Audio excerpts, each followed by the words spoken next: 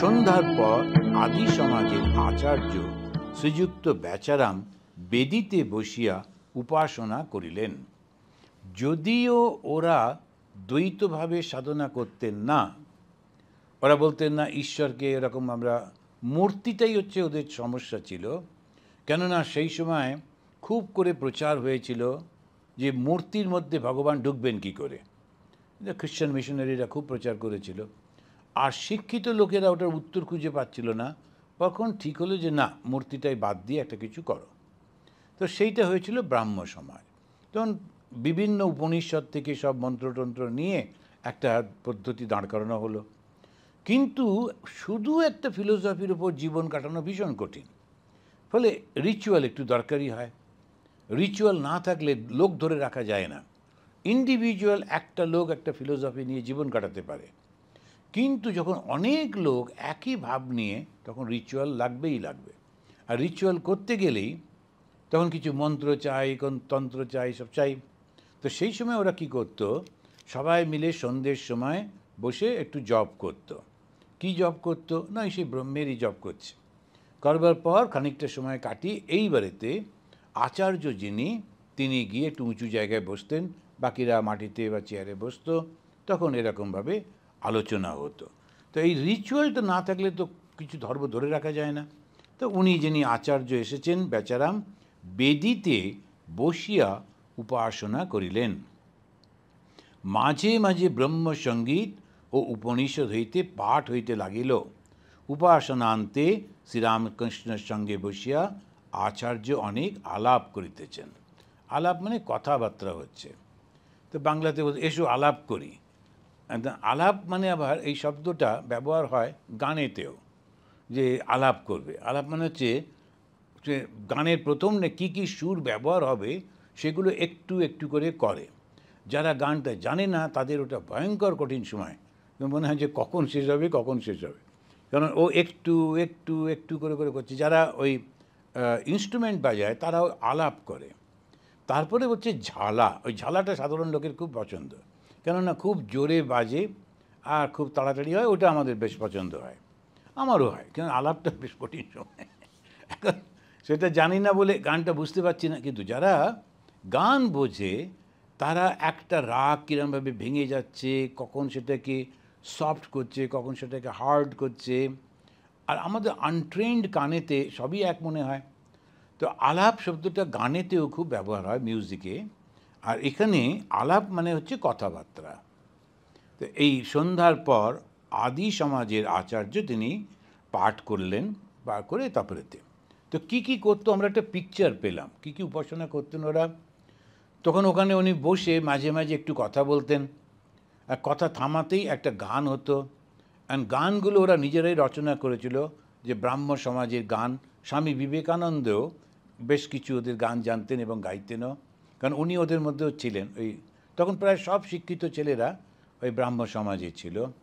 তারপরেতে ওখানেতে একটু নিজেরা আলোচনাও করতেন, পাঠ টাঠ করতেন।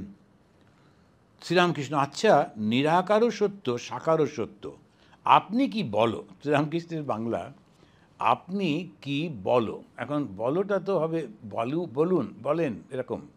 আপনি কি বলেন তা না বলে আপনি কি বলো। তো এই শ্রীরামকৃষ্ণের মাস্টারমশাইয়ের বৈশিষ্ট্য হচ্ছে যেমনটি ঠাকুর বলেছেন ঠিক তেমনটি লিখে গেছেন, একটু চেঞ্জ করেননি। এই এটা ঠাকুর ঠিক জানতেন না, বলেছেন চেঞ্জ করে দিই, ওর সেটা করছেন না। যেমন আছে ঠিক তেমনটি বসে দিচ্ছেন। আর মা এটা শুনে বললেন যে মনে হচ্ছিল যেন তার মুখ থেকেই সব শুনছি।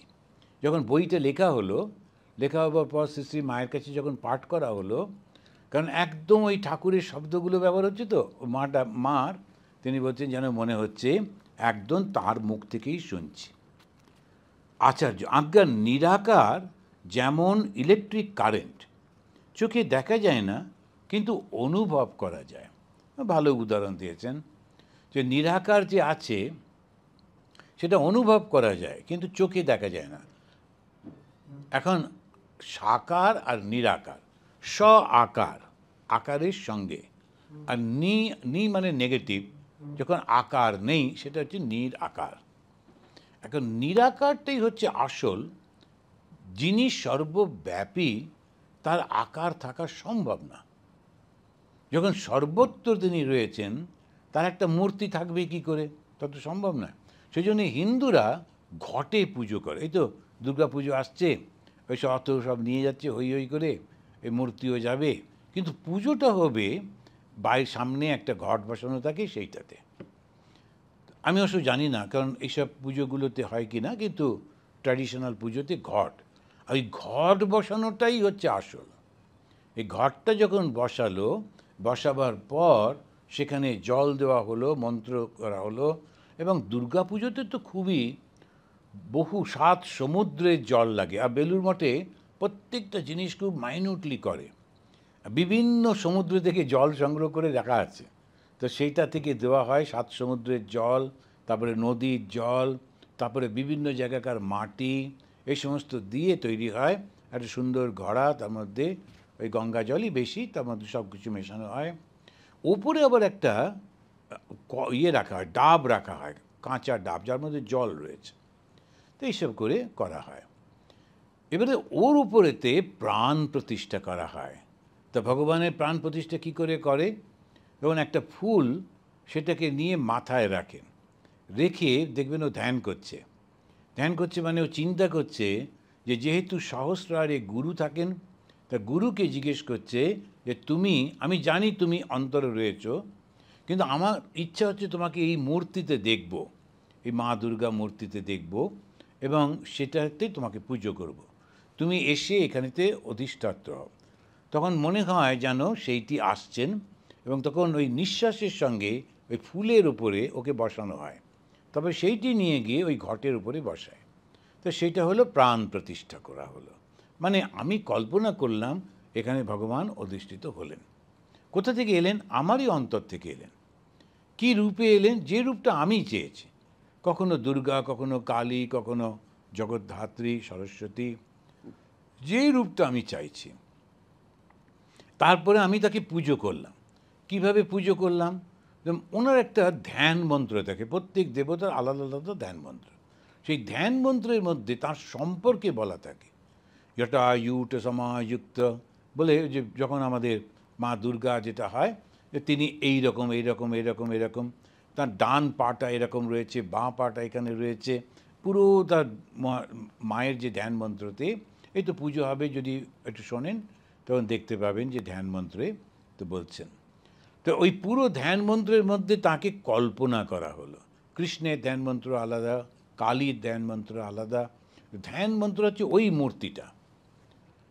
এইবারে প্রাণ প্রতিষ্ঠা করে ধ্যান মন্ত্র দিয়ে তাকে আমরা ওইভাবে ইম্যাজিন করে পুজো করলাম। এবার যখন পুজোটা শেষ হয়ে গেল, এবার পুজো নানান বিঘ্ন আসে।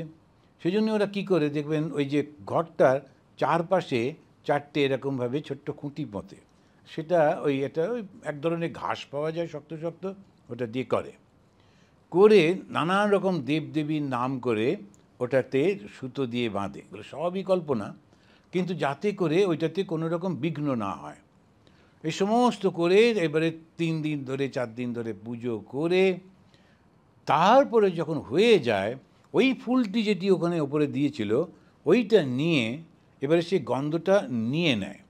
আগে নিঃশ্বাসটা ত্যাগ করেছিল, এবারেতে নিঃশ্বাস গ্রহণ করলো, করে ফুলের ওপরে যেন প্রাণটা ছিল সেটা ভেতরে নিয়ে বলল যে তুমি এবারে নিজের জায়গায় যাও।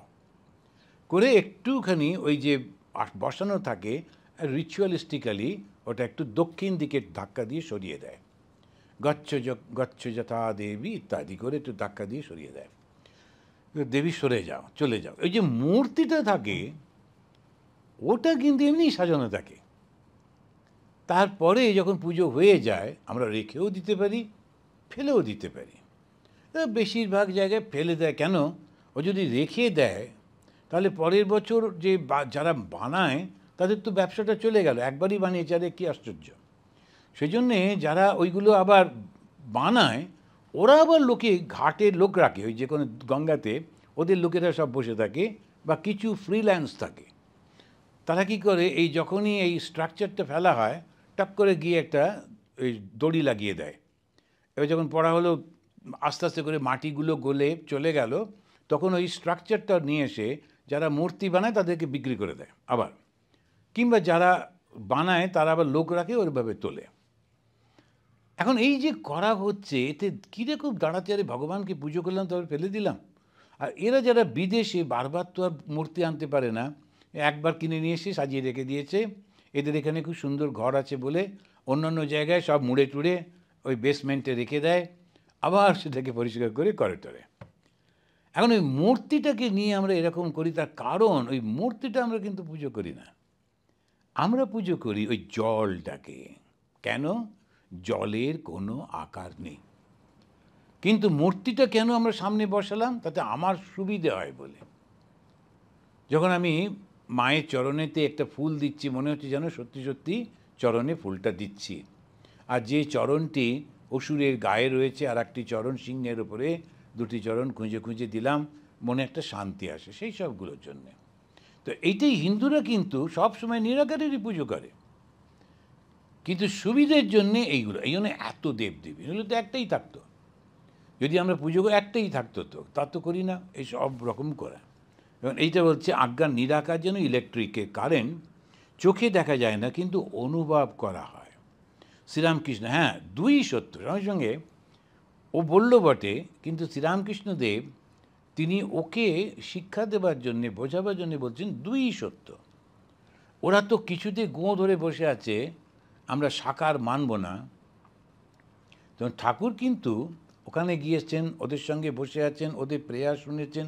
এবার যখন কথা হচ্ছে তখন খুব সুন্দর করে ওদের ওই ভুলটা বুঝিয়ে দিচ্ছেন। উনি বলছেন দুই সত্য, সাকার নিরাকার দুই সত্য। শুধু নিরাকার বলা কীরূপ জানো বলে আবার ঠাকুর একটা উদাহরণ দিচ্ছেন। বলছেন রোশন চৌকির একজন পোঁ ধরে থাকে। আগেকার দিনে যখন এই কোনো বড় লোকেরা তাদের ঘুম ভাঙাবার জন্যে সকালবেলায় বাঁশি বাজানো হতো, আর তাদেরকে বলা হতো সানাই। তো ওরা সানাইয়ের দুটো থাকতো, একটা হচ্ছে পোঁ করে একটা সমানে বাজাতে থাকে, একটাই ওর শুধু গর্ত আছে, ওইটা দিয়ে আওয়াজটা বেরোয় বাঁশিতে, আর লোকটা ওই বাজাতেই থাকে, আর একটাই শব্দ হতে থাকে। তো রোশন চৌকি, চৌকি মানে একটা জায়গা যেখানে ওরা বসতো, সেটা তার থেকে আওয়াজটা ওরা সৃষ্টি করতো, আর যাতে বাড়ির লোকেদের ঘুম ভাঙে। জমিদার রাজা এরা যখন ঘুম ভাঙবে এমনি এমনি গিয়ে তো ঘণ্টা বাজিয়ে করা যায় না, সেই জন্যেই এটা সুন্দর করে ওই আওয়াজ শুনে সবাই জেগে উঠতো, রাজা ওরও ভালো লাগতো। তো উনি রোশন চৌকির মতো পোঁ ধরে, তার বাঁশির 7 প্রকর সত্ত্বেও কিন্তু আর একজন কত রাগ রাগিনী বাজায়। এবারে ওরই সঙ্গে আর একজন বসে আছে, ওই যে করে শব্দটা চলছে তার ব্যাকগ্রাউন্ডকে রেখে সে নানান রকমের রাগ রাগিনী বাজাতে থাকে। তখন যেরূপ সাকারবাদীরা ঈশ্বরকে কতভাবে আনন্দ করে, শান্ত, দাস্য, সখ্য, বাৎসল্য, মধুর, নানানভাবে ভগবানকে দেখে। ঠুমক চলত রামচন্দ্র পায়ল বলে ওই সেই গানটা রয়েছে। এখন ওই ছোট্ট বাচ্চা রামচন্দ্র সে ছুটে ছুটে যাচ্ছে, পায়ে ওর যে যে ইয়েটা রয়েছে, মলটা রয়েছে, সেটা টুংটুং করে বাজছে, আর মা ওকে পেছন পেছন ছুটছেন ওকে ধরে খাওয়াবেন বলে। বাচ্চারা খেতে চায় না, তো সেই জন্যে ওই একটা অসাধারণ ছবি আমাদের যখন আসে, মনটা খুব শান্ত নরম হয়ে যায়। সে ভগবান তিনি পুত্র রূপে লীলা করছেন। তো মা সে ছেলেকে খাওয়াতে ভালোবাসে, ছেলেটি বদমাইশি করছে, তাকে শাসন করছেন, তাকে পোশাক পরাচ্ছেন, তাকে এইটা করছেন, এসব কিছুতে মায়ের হৃদয়ের মধ্যে যে ভালোবাসাটা ভগবানের উপরে দিয়ে সেইটিকে ব্যক্ত করছে। এখন একজন যে জ্ঞানী সে বলবে ওই সমস্ত করতে, যেমন ভগবান শ্রীরামকৃষ্ণদেব যেমন মায়ের নাম করতেন জয় মা বলে হাততালি দিয়ে করতেন। ওর যে গুরুদেব তিনি উত্তর ভারতের লোক, কট্টর একেবারে বেদান্তি, তার বলছে কেউ রুটি ঠকতে হো, তো উত্তর ভারতের লোকেরা রুটিটা হাতে হাতে এমনি করে বানায়। তখন ঠাকুর খুব রেগে গেছেন, গুরুকেই একটু গালাগাল দিলেন, দিয়ে বলছেন যে আরে মায়ের নাম করছি আর ও একদম বলছি রুটি ঠকতে হো। তারপরেতে ওই গুরু দেখলেন যে গুরু কিছুতেই শক্তি মানে না, শুধু চৈতন্য মানে, শক্তি মানে না। তখন ওটা বোঝাবার জন্যে এমন একটা হলো, এমন পেটে ব্যথা হচ্ছে, কিছুতেই তিনি সহ্য করতে পারছেন না। তখন তিনি ভাবলেন আমার তো ব্রহ্মজ্ঞান হয়ে গেছে, শরীরটাকে আর রেখে কী লাভ এত কষ্ট দিয়ে, চল আমি আত্মহত্যা করি। তো বলে উনি গঙ্গায় নামলেন। গঙ্গার এপার থেকে উপরে পৌঁছে গেলেন, বরানগরেও পৌঁছে গেলেন, কিন্তু এক হাঁটু সেই জল, কিছুদিন ডুবতেই পারছে না, বিশাল বড় শরীর, ডুবতে জল জল নেই। তখন ওই গঙ্গার মধ্যে দাঁড়িয়ে উনি বলছেন ক্যা দৈবী মায়া। আর ঠাকুর বলছেন তুমি যে বলেছিলে মাকে মানবে না, এই দেখো মাকে না মানলে এই অবস্থা হয়। যখন নরেন্দ্রনাথ মাকে মানছেন না, শক্তিকে মানছেন না, উনি বলছেন এক চৈতন্যই আছে ভগবান, ঠাকুরের খুব চিন্তা হলো। তারপরেতে কিছুতেই হচ্ছে না, এখন কমপ্লিট একজন গুরু হতে হলে তার পরিপূর্ণ নলেজটা দরকার, একঘেয়ে হতে নেই, একটা রকম নিয়ে থাকতে নেই। সেই রকম গুরুতে খুব সুবিধা হয় না, মানুষেরও উপকার হয় না, একটা ক্ল্যান তৈরি হয়ে যায়, একটা সে এক রকমের মতো। সেই কারণেতে উনি ওকে শেখাবার জন্যে খুব চেষ্টা করছেন।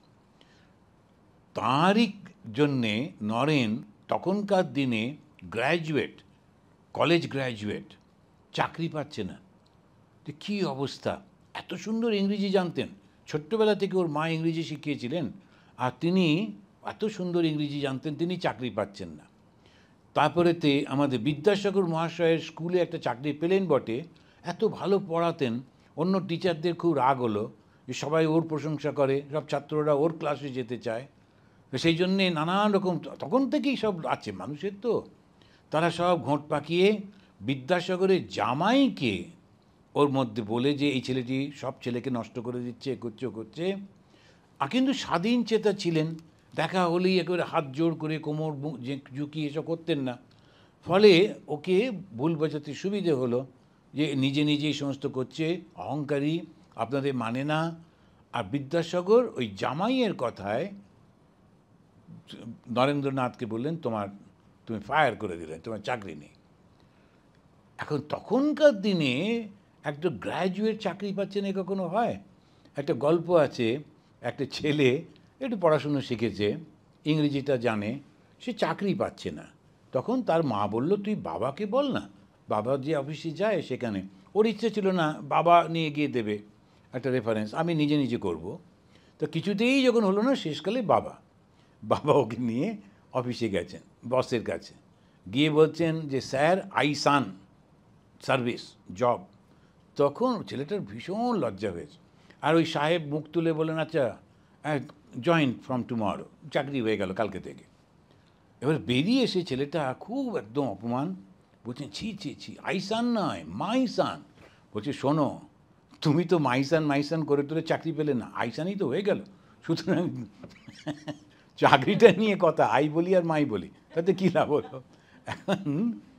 এখন আইসান বলি আর মাইসান বলি, চাকরিটা নিয়ে কথা। সেই রকম যুগে নরেন্দ্রনাথ চাকরি পাচ্ছেন না কেন? ওই ঠাকুরেরই সব কায়দা। ওকে করে করে করে করে কত লোকের কাছে গেছে, ঠাকুরের কাছে আসেনি। শেষমেশ ঠাকুরের কাছে যখন এলো, এসে বলছে মশাই আপনার কথা আপনার মা মানেন।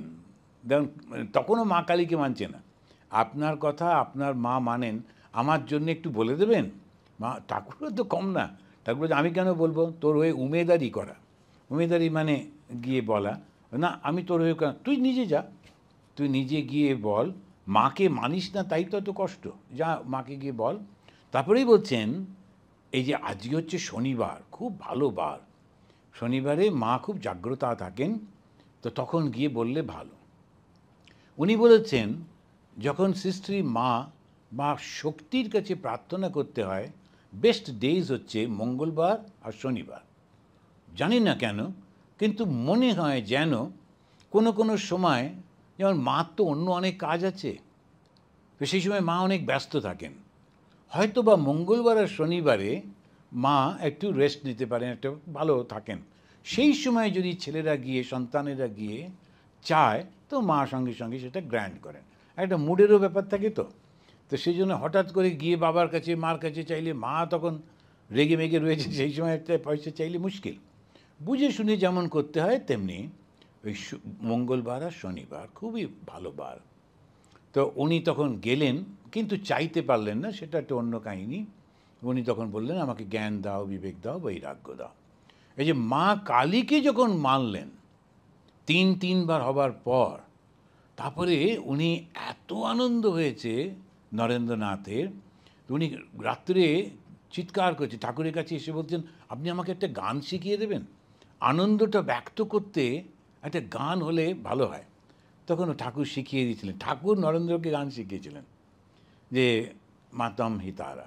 তো ওই গানটা সারা রাত ধরে গেয়েছে, আর ওই মধ্যে ছুটে ছুটে বেরিয়েছে। সকালবেলায় ক্লান্ত হয়ে ঠাকুরেরই ঘরের মেঝেতে একপাশে শুয়ে শুয়ে ঘুমোচ্ছে। ঠাকুর ভীষণ খুশি। সেই সময় আরেকজন ভক্ত এসেছেন, তখন ঠাকুর ঢোকার সঙ্গে সঙ্গে তাকে বলছেন, দেখো ওই যে ছেলেটি শুয়ে আছে ওর নাম নরেন, ওনা কালকে কালী মেনেছে।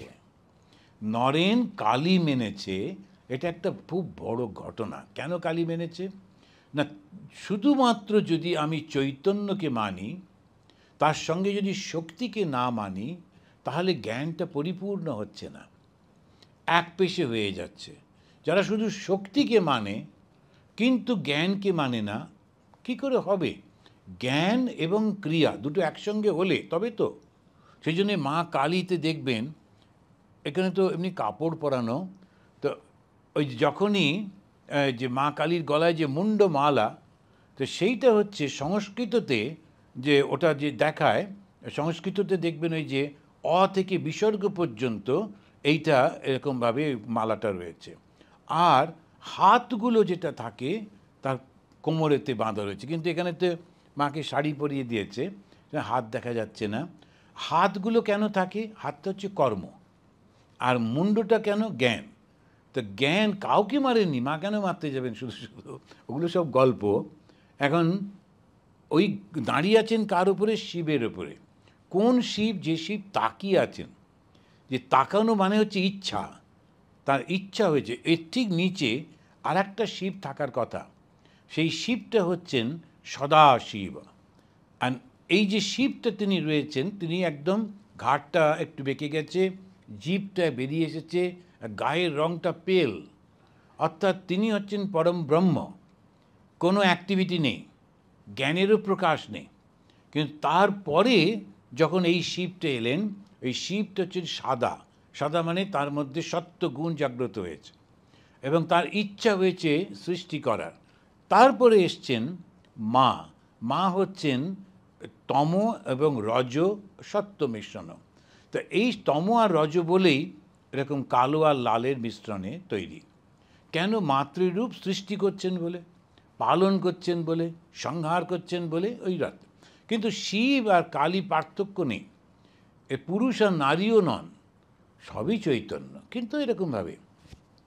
তো ঠাকুর ওদের মাথায় ওটা ঢোকাবার জন্য বলছেন যে হ্যাঁ, এটা ঠিক, দুই সত্য, সাকার নিরাকার দুই সত্য।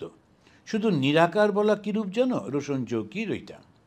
তারপরে শান্ত, দাস্য, সখ্য, বাৎসল্য, মধুর ভাবে কীরকম লীলা করেন।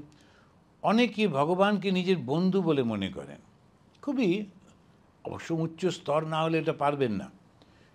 স্বামীজি ঠাকুরকে ফ্রেন্ডও বলতেন, কখনো কখনো মাই ফ্রেন্ড বলতেন।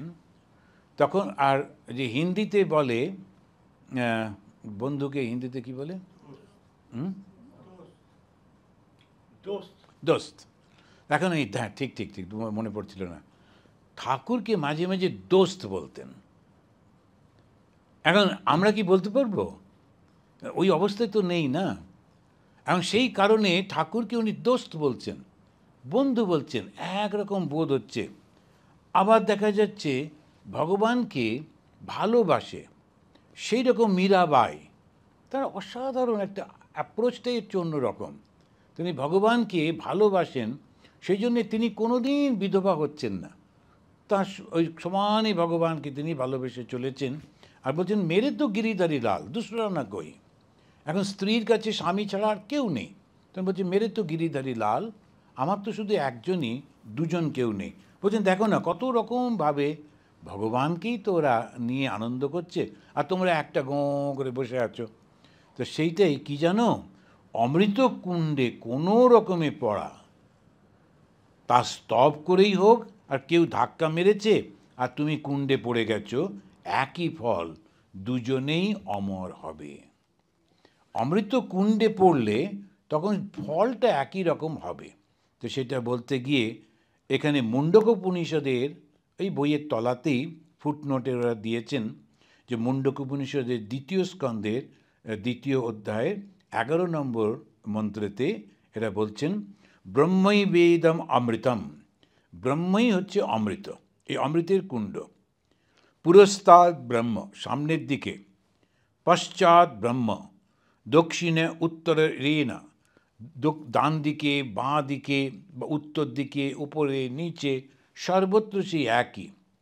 অধশ্চ ঊর্ধ্বশ্চ প্রসিত ব্রহ্মই এবং বিশ্বমিদম বরিষ্ঠম, তিনি হচ্ছেন সব থেকে শ্রেষ্ঠ, বরিষ্ঠ, বরা ইষ্ট, তো তিনি সব থেকে বড়, সব থেকে শ্রেষ্ঠ, তার থেকে বড় আর কিছু নেই।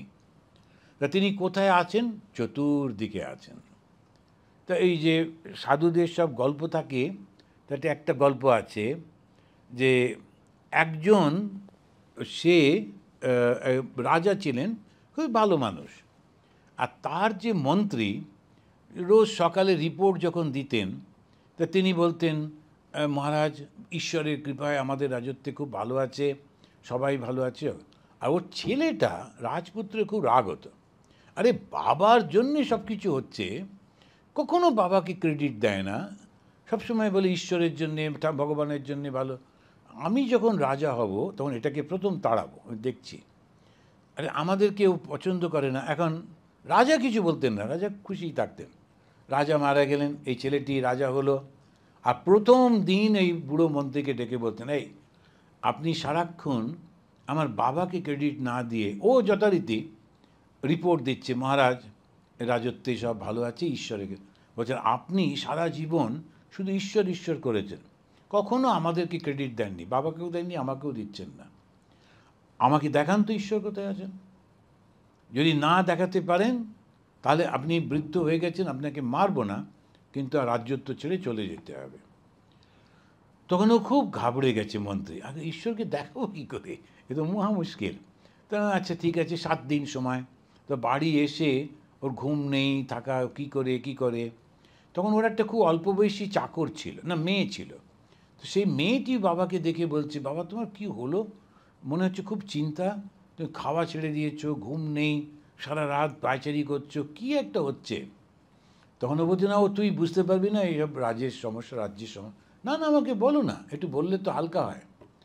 তখন ওর বাবা শেষমেশ ওকে বলছে ও এইটা, তুমি একদম চিন্তা করো না, এই যে প্রশ্ন করেছে তার উত্তরটা আমাকে ওর মতো করেই দিতে হবে, আমি ঠিক গিয়ে দিয়ে আসবো, তুমি একদম চিন্তা করো, আমি গিয়ে ওর উত্তরটা দেবো।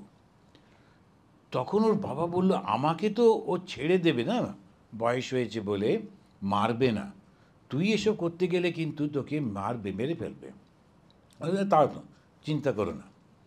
তো উনি, ওই মেয়েটি ওখানে গেছে, গিয়ে বলছে রাজামশাই বাবা মাকে পাঠালো, কারণ এরকম একটা ছোট্ট প্রশ্ন আর তার উত্তর বাবা আর কি দেবেন, ভাবলো যে তুই গিয়ে বলে দিয়ে।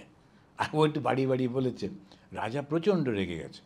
তো রেগে গিয়ে তো উনি বলছেন যে দেখো 3টে প্রশ্ন আছে, ঈশ্বর কোথায় থাকেন, ঈশ্বর কি করতে পারেন, আর ঈশ্বর কোন দিকে তাকান, কোন দিকে দেখেন, এইসব 3টি প্রশ্নের উত্তর দিতে হবে। কিন্তু বলে হ্যাঁ আমি করে দিচ্ছি, কিন্তু কি জানেন এগুলো হচ্ছে ভগবানের কথা, তো ভগবানের প্রশ্ন উত্তর হচ্ছে, তো যিনি উত্তর দেন তিনি গুরু স্থানীয়, আর গুরু সবসময় উঁচুতে বসেন, শিষ্য নিচে বসে। তো আপনি ওপরে বসে বসে প্রশ্ন করবেন, আমি গুরু নিচে থেকে উত্তর দেবো, তা তো হবে না, উল্টো করতে হবে। তো রাজা তখন প্রচণ্ড উত্তেজিত শোনার জন্যে, আর রাজা নিশ্চয়ই জানে যে ও পারবে না, ওকে আমি শাস্তি দেবো। তখন উনি বলেন, বেশ আমি নিচে গিয়ে দাঁড়াচ্ছি, তুমি এসে আমার সিংহাসনে বসো, বসে উত্তরটা দাও।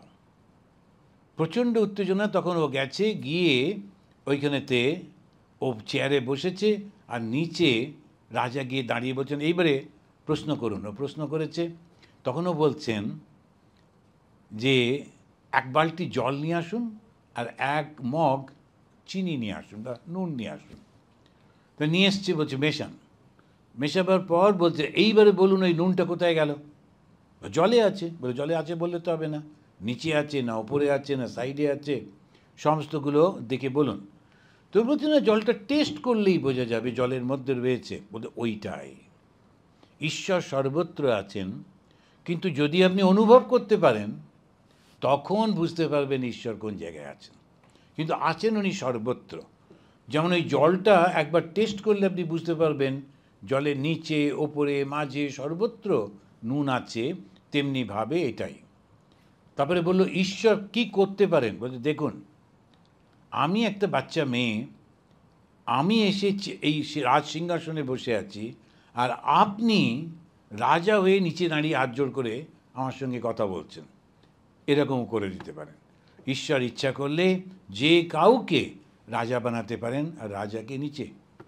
তারপরে ও খুব থার্ড প্রশ্নটা বলছে, এবার ঈশ্বর কোন দিকে তাকান। বলছেন সব জানলা টানলাগুলো বন্ধ করে দিন। জানলাটা করে দিয়েছে।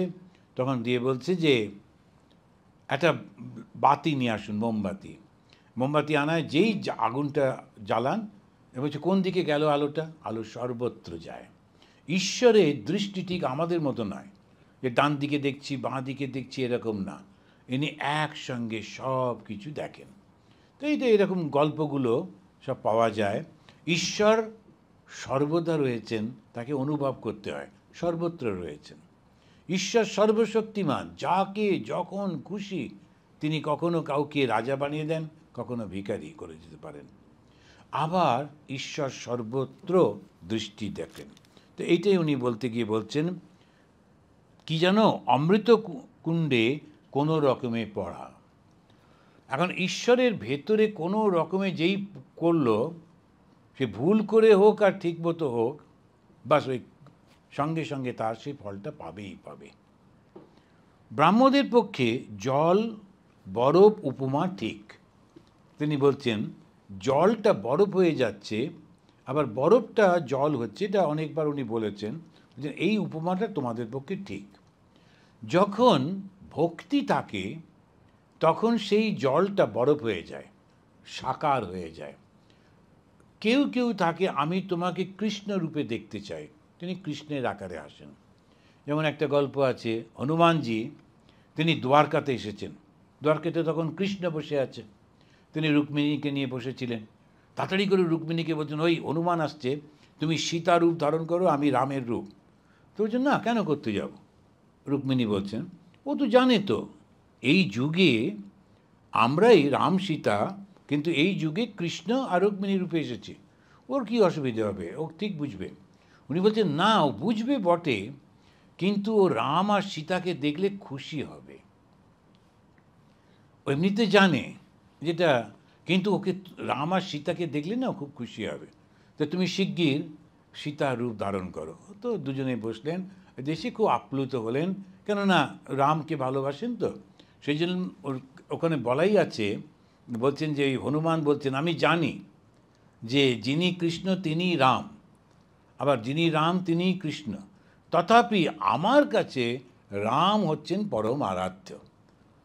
কৃষ্ণকে আমি জানি, তিনি, কিন্তু আমি ভালোবাসি। তা আমরা যখন গঙ্গোত্রী গেছিলাম, ওখানে লাল বাবার আশ্রম আছে, আপনারা কেউ কেউ হয়তো গেছেন। লাল বাবার আশ্রম এখন আর আছে কিনা জানি না, অনেক দিন আগে। তো উনি কেউ তীর্থে গেলেই, ওখানে গেলে আর তো কিছু নেই, ওই ওনারই শুধু আশ্রমটা একটা ওই বড় বড় টিন দিয়ে করে বানানো আছে গঙ্গার তীরে, সেখানে থাকতে দেন। আর খুব ঘরের মধ্যে আগুন জ্বেলে দেয় বলে বেশ ঘরটা গরম হয়, কম্বলও দেয়। আর কিন্তু খেতে দেবে না, মানে শুতে দেবে না যদি না তুমি ওই প্রসাদ খাও। প্রসাদটা খেতেই হবে।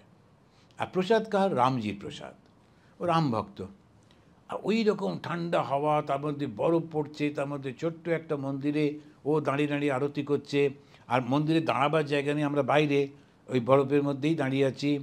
আমি খালি বলছি আরতিটা শেষ হলে বাঁচি। কোনো রকমে আরতিটা শেষ হলো, এখন বাবা এখন ঠিক আছে, রামজিও থাকুক, আমরা গিয়ে ঘরে ঢুকে পড়ি। তারপর মনে আচ্ছা, ও যখন নামলো আর মন্দিরে একটু প্রণাম করে নিই। তখন দুটো তিনটে স্টেপ, তার স্টেপ দিয়ে উঠে প্রণাম করতে গিয়ে দেখি ঘরের একটা কোণাতে মাটিতেই ঠাকুরের একটা বড় ছবি দেওয়ালের গায়ে লাগানো রয়েছে, শ্রী শ্রী ঠাকুর শ্রীরামকৃষ্ণদেব। তখন খুব আনন্দ হলো।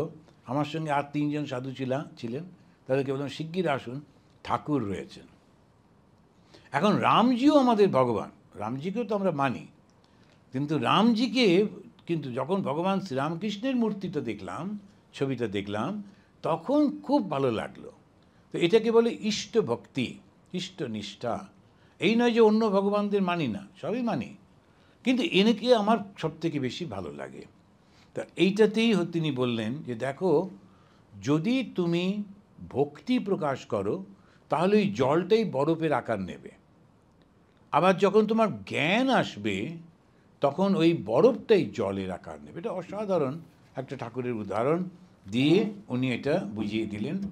এরপরেতে উনি বলতে গিয়ে বলছেন যে ব্রাহ্মদের পক্ষে সেই রকম মহাসাগরের জল ঠান্ডা দেশে স্থানে স্থানে বরফের আকার ধারণ করে, এইরূপ ভক্তি ইমে সচ্চিদানন্দ সগুণ ব্রহ্ম ভক্তের জন্যে সাকার রূপ ধারণ করেন। ঋষিরা অতীন্দ্রিয় চিন্ময় রূপ দর্শন করেছিলেন, আবার তার সঙ্গে কথাও কয়েছিলেন। ভক্তের প্রেমের শরীর ভাগবতী তনু দ্বারা সেই চিন্ময় রূপ দর্শন হয়। যেমন এই যে শরীরটা আমাদের আছে, এই শরীরটা থেকে ভাগবতী তনু একটা তৈরি হবে। তনু মানে শরীর। এই যে মানুষের শরীরটা থাকে বটে, কিন্তু ভেতরে একটা ভক্তের শরীর তৈরি হয়, আর সেই সে ভগবানকে দেখে। সেজন্যে সাধুদেরকে যখন দেখতে যায়, ও ঠাকুরের কাছে বসে থাকতেন একজন, ওই আমাদের সেই একজন ছিলেন হৃদয়, আর ঠাকুরের সামনে দরজার কাছে বসে থাকতো। কি নামটা ছিল? তো উনি একটু জ্ঞানের লোক ছিলেন আর কি, বই টই পড়তেন টড়তেন। হাজরা মশাই, নামগুলো মনে পড়ছে না। হাজরা মশাই, তো তাঁকে ঠাকুর বলেছেন অমুক জায়গায় একজন সাধু এসছে, দর্শন করতে যাবে। হাজরার তখন আবার বেদান্ত পড়া, সে বলছে ওই রকম ওই একটা কি বলে আমাদের যে মাংস আর হাড় দিয়ে তৈরি, কি দেখতে যাব? ঠাকুর খুব রেগে গেলেন, বললেন সাধুর শরীর তুমি মাংস হাড় মনে করছো? এ হচ্ছে ভগবতী তনু। তো এই যে ভাগবতী তনু মানে হচ্ছে ওপরে ওই রকম দেখায় বটে, কিন্তু মনের মধ্যে সদা সর্বদা ঈশ্বরের ভাব থাকায় ওর ভাবটাই পাল্টে যায়। সেই জন্যে ঠিক ঠিক সাধু দর্শন হলে ভগবানের কথা মনে পড়ে, ঠিক ঠিক সাধু দর্শন হলে মন থেকে ঈর্ষা, হিংসা, দেশ, বিদ্বেষ এগুলো সব চলে যায়। তখন সবাইকেই বেশ ভালো লাগতে থাকে, সবার সঙ্গেই বন্ধুত্ব করতে ইচ্ছা করে, আর যেটাই হোক ভালোই লাগে। এখন এই যে ভাবটা, সেইটি হচ্ছে ঠিক ঠিক সাধুর লক্ষণ। তো আজকে ঠাকুর আমাদেরকে যেটা শেখালেন, যেটা আমরা এটা পাঠ করে যেটা বুঝলাম, সেটা হচ্ছে ভগবান তিনি সাকারও আছেন, নিরাকারও আছেন। আমার যাকে ভালো লাগে, যেভাবে ভালো লাগে, আমি সেইভাবেই ভগবানকে ডাকবো। আর ভগবানের কখনো ইতি করতে নেই, তিনি শুধু এই রকমই, এ কথাটা বলা তার শক্তির ব্যাপারে তাকে সন্দেহ করা। তিনি কখনো অন্য মূর্তিতে পুজো নিতে পারেন না, এটা যখন কেউ কেউ বলে, সেটা ভগবানকেই তারা ছোট করে ফেলে, বুঝতে পারে না। সেই জন্যে তা আজকে আমরা এটা শেষ করি, করে ভগবানের এই প্রণাম মন্ত্রটা করে শেষ করব। নিরঞ্জনম নিত্যম অনন্তরূপম ভক্তানুকম্পা ধৃত বিগ্রহম বৈ ঈশাবতারম পরমেশমিড্যম তম রামকৃষ্ণম শিরসা নমামঃ। ওম শান্তি শান্তি শান্তি। হরি ওম তৎসৎ। শ্রীরামকৃষ্ণ अर्पणमस्तु।